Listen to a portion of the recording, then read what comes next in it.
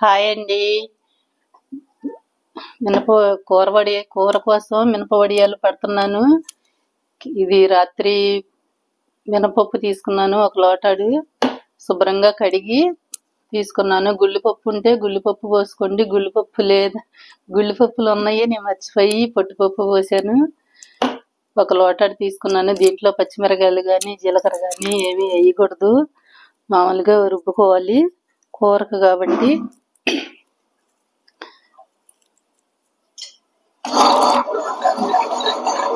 Grinder వేసుకున్నాను.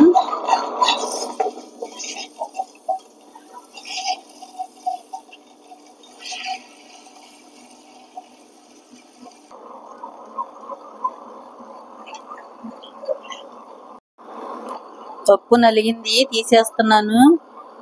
వడియాలకు పోసుకునేటప్పుడు ఎప్పుడైనా కొత్త పప్పే పోసుకోవాలి. ఇలా ఉండాలి, ఇంతకన్నా జారుగా ఉండకూడదు, ఇరిగిపోతాయి ముక్కలు ముక్కలుగా.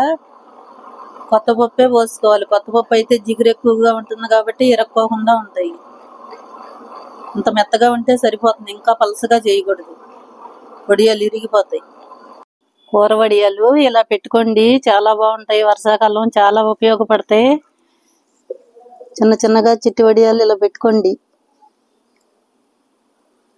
కూరలకి చాలా ఉపయోగపడతాయి వర్షాకాలం. అయిపోయిన తర్వాత, ఎండిపోయిన తర్వాత చూపిస్తాను. ఇలా పెట్టుకోండి,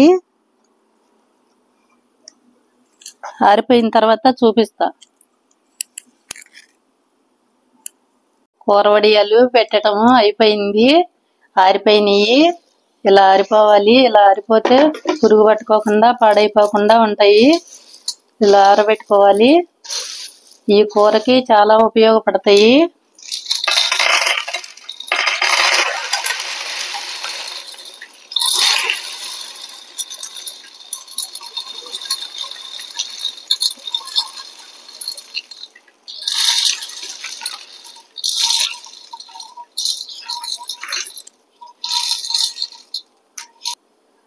మినప వడియాలు కూరకి చాలా బాగా ఉపయోగపడతాయి. వర్షాకాలం చాలా కూరల్లో కలిపేసుకోవచ్చు.